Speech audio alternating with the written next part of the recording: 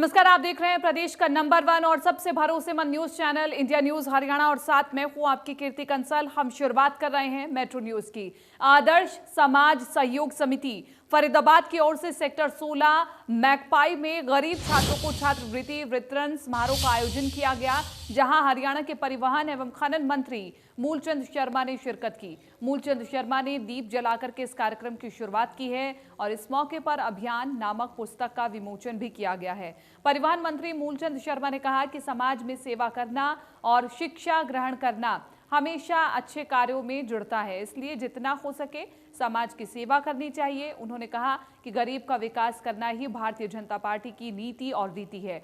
साथ ही उन्होंने ये भी कहा कि बल्लभगढ़ फरीदाबाद में पूरे भारतवर्ष से लोग रहते हैं जो समाज के लिए अच्छे कार्य करने में लगे रहते हैं। किसानों के मुद्दे पर उन्होंने कहा कि आज किसानों की आय को दोगुना करने के लिए भाजपा सरकार नया कृषि कानून लेकर के आई है, जो आने वाले दिनों में किसानों के लिए बहुत ही फायदे का सौदा होगा।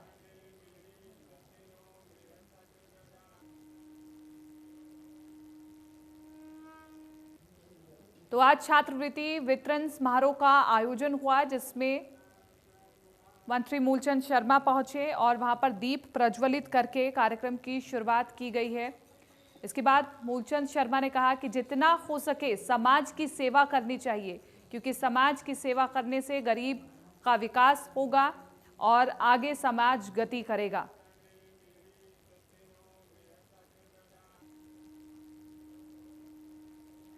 तो छात्रवृत्ति वितरण समारोह का आयोजन आज किया गया है और इसमें मुख्य अतिथि मूलचंद शर्मा रहे और उन्होंने कहा कि समाज में आगे बढ़कर के मदद करनी चाहिए, गरीब का विकास करना ही बीजेपी की नीति और रीति रही है, ये कैबिनेट मंत्री मूलचंद शर्मा ने कहा। और इसके साथ कार्यक्रम में कई लोग शामिल हुए जिनको संबोधित किया कैबिनेट मंत्री मूलचंद शर्मा ने, और छात्रों को भी सम्मानित किया गया। उनके सफल भविष्य के लिए उन्हें शुभकामनाएं दी गई और आगे प्रगति की पथ पर वो बढ़े, यही आशीर्वाद दिया गया।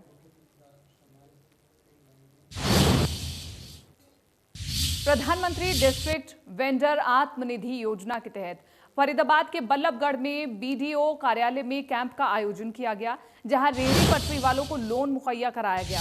आपको बताएं कि पहला कैंप 27 फरवरी को लगाया गया था, जिसके बाद 6 मार्च को इस कैंप का आयोजन किया गया और आने वाली 13 मार्च को इस कैंप का आयोजन किया जाएगा। आपको बताएं कि पूरे हरियाणा में इस योजना का लाभ सबसे पहले फरीदाबाद जिले के लोगों को मिल रहा है, जिसका लाभ रेहड़ी पटरी वाले दुकानदार भी खूब उठा रहे हैं। इस मौके पर नगर निगम के अधिकारी की ओर से प्रसाद ने जानकारी देते हुए बताया कि भारत सरकार की इस योजना का लाभ देने के लिए सबसे पहले हरियाणा के फरीदाबाद जिले को ही चुना गया है।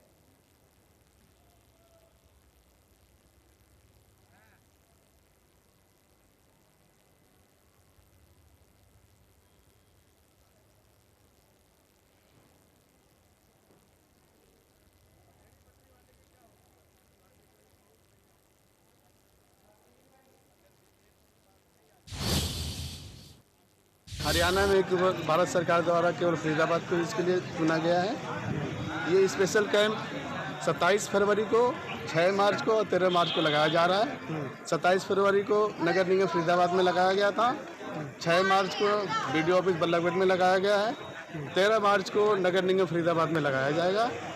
इसमें रेहड़ी पटरी वालों को इस योजना से काफ़ी फायदा मिल रहा है। तो कोई दिक्कत नहीं मिली जी। मेरे को ये सर्टिफिकेट बनवाने गया था, तीसरे दिन फोन आ गया था बैंक से जी। तो मैं बैंक गया जी, तो मैंने जितनी भी कागज कार्रवाई होती है मेरे को साइन वाइन करने, खाली आधार कार्ड दिया था मैंने और मेरे कोई फरीदाबाद में 4 विधानसभाओं को जोड़ने वाली सड़क की हालत खस्ता है। इस सड़क को लोगों के बीच खूनी सड़क के नाम से जाना जाता है, जिसकी मरम्मत की मांग को लेकर के अनशनकारी बाबा राम केवल ने 3 दिन का सांकेतिक धरना शुरू कर दिया है। पहले दिन धरने में बाबा राम केवल के साथ स्थानीय लोगों के साथ कई संस्थाओं के गणमान्य शामिल हुए। बाबा ने कहा कि इस टूटी सड़क को बनवाने के लिए पार्षद से लेकर के विधायक, मंत्री और छोटे अधिकारी से लेकर के बड़े साहब तक सभी से गुहार लगा ली है, लेकिन कोई संतोषजनक जवाब नहीं मिला है। उन्होंने कहा कि अब फैसला लिया गया है कि 3 दिन के सांकेतिक धरने के बाद भी प्रशासन के कान पर जू नहीं रेंगती है तो सोमवार से अनिश्चितकालीन धरना प्रदर्शन किया जाएगा। ये सड़क 4 विधानसभा क्षेत्रों को जोड़ती है, जिनमें से 3 विधानसभा सीटों पर सत्ता पक्ष का कब्जा है। हार्डवेयर चेक से प्याली चेक तक की सड़क एक के बाद एक करके कई लोगों को हादसे का शिकार बना रही है। सड़क की वजह से गर्भवती महिलाओं और बीमार लोगों को अस्पताल ले जाने में भी परेशानी का सामना करना पड़ता है।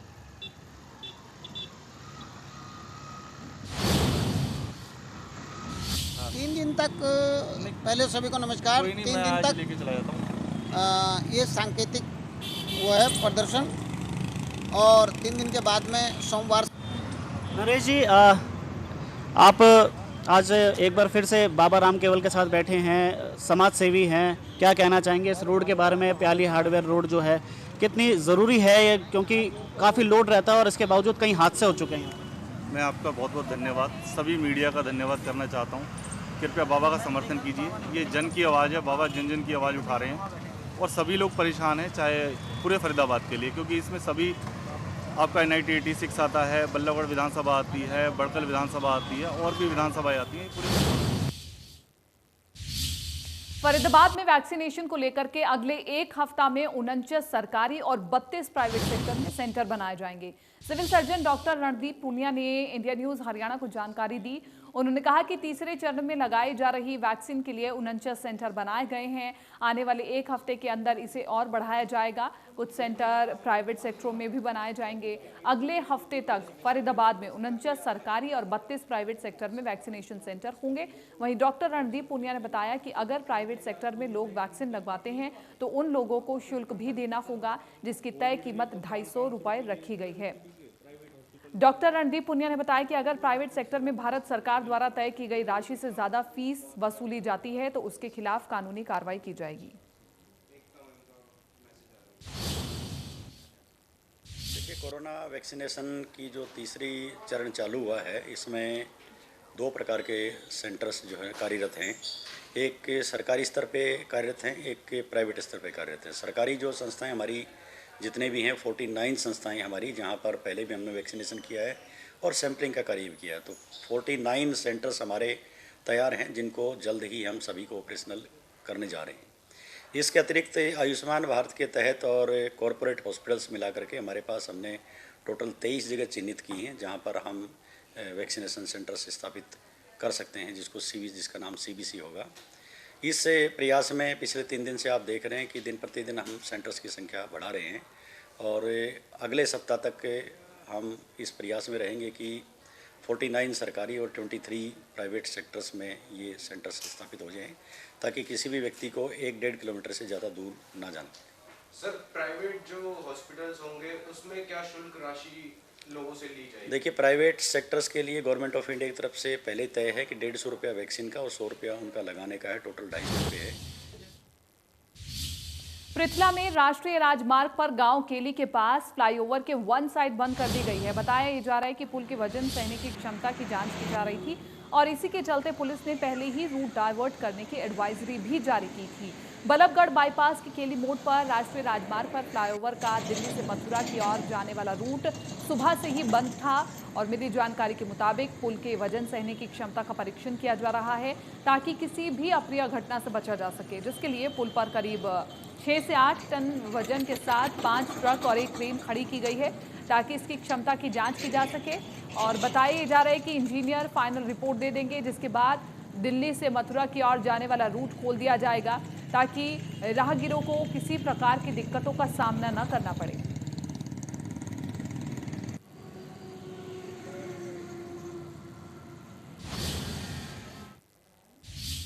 फरीदाबाद में रेत से भरी ट्रैक्टर ट्रॉली पलटने से बुजुर्ग महिला और बच्चा दब गया। हादसे में बच्चे को बचा लिया गया, लेकिन बुजुर्ग महिला की हालत गंभीर बताई जा रही है। दरअसल भड़ाना चौक के पास गली नंबर 7 में रेत से भरी एक ट्रैक्टर ट्रॉली सीवर का ढक्कन टूटने से पलट गई, जिसके नीचे एक महिला और बच्चा दब गया। आनन फानन में वहां मौजूद लोगों ने बच्चे को तो निकाल लिया, लेकिन बुजुर्ग महिला को गंभीर हालत में अस्पताल में भर्ती कराना पड़ा।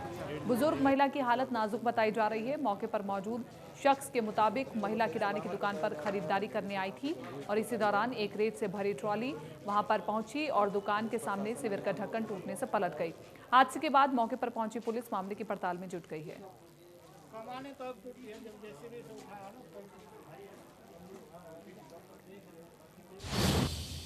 मैं क्या नाम है आपका? रुक्मणी बाई।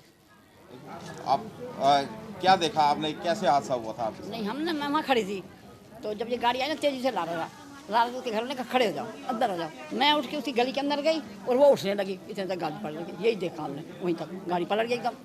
तो आप जब वहाँ खड़े थे तो आप कितनी दूर खड़े हो? ये वहाँ बैठी थी और मैं उसके यहाँ दरवाजे पे आ गई थी। वो अपनी दुकान के दरवाजे बैठी थी, उसके घर के दरवाजे पे आ गई। हाँ, बहुत दूर थी, 2 फुट की दूरी। जैसे ये दूर है इतनी दूर से। तो इतनी गाड़ी जो लोड होकर आ रही थी, क्या कितनी देर लगी आपको? मेरे को नहीं, गाड़ी सब कहाँ आ गई। अगर आप ऑनलाइन शॉपिंग करते हैं तो आप सावधान हो जाइए। फरीदाबाद की साइबर टीम ने 3 साइबर ठगों को गिरफ्तार किया है, जिनके पास से 50 डेबिट कार्ड, 2 स्कीमर डिवाइस बरामद किए गए हैं। पुलिस के मुताबिक आरोपी अब तक 20 लाख रुपए से ज्यादा की धोखाधड़ी कर चुके हैं। दुकानों पर और बड़े बड़े शॉपिंग मॉल पर काम करते थे, जहां पर आए ग्राहक के शॉपिंग के दौरान डेबिट कार्ड का स्कीमर डिवाइस के जरिए क्लोन बना करके ग्राहकों से पिन की जानकारी ले लेते थे। बाद में डेबिट कार्ड के क्लोन से ग्राहकों के बैंक अकाउंट से रुपए उड़ा देते थे। पुलिस के मुताबिक उन्हें फरीदाबाद साइबर क्राइम को शिकायत मिली थी कि शिकायतकर्ता के अकाउंट से 3,40,000 रुपए उड़ा लिए गए हैं। पुलिस ने ठगों के पास से 1,93,000 रुपए भी बरामद किए हैं। डीसीपी अर्पित जैन ने लोगों से अपील करते हुए कहा कि अपने प्राइवेट जानकारी किसी के साथ साझा ना करें। एटीएम पिन, ओटीपी नंबर जैसी जानकारियों को गोपनीय रखें। आरोपी अब तक दिल्ली एनसीआर समेत करीब 30 वारदातों को अंजाम दे चुके हैं।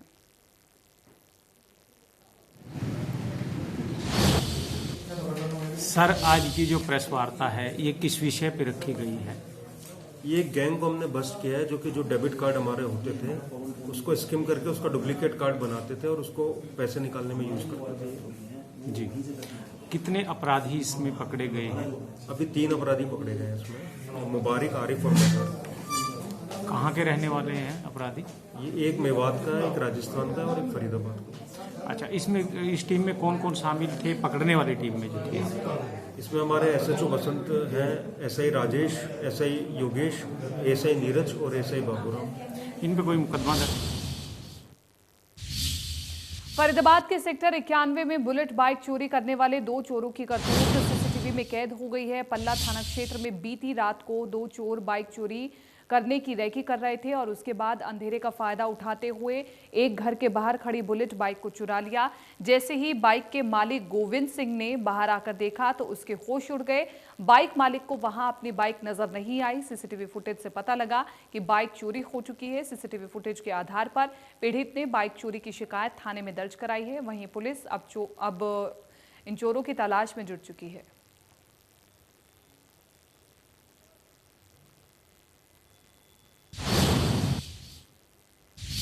और फरीदाबाद के बड़ौली पुल के पास आगरा कैनाल में एक शख्स का शव मिलने से इलाके में सनसनी फैल गई है। मृतक शख्स की अब तक कोई शिनाख्त नहीं हो पाई है। पुलिस ने शव को बरामद कर पोस्टमार्टम के लिए भेज दिया है। शव को फरीदाबाद के बादशाह खान अस्पताल में रखवाया गया है और वहीं पुलिस मामले में आगे की कार्रवाई कर रही है।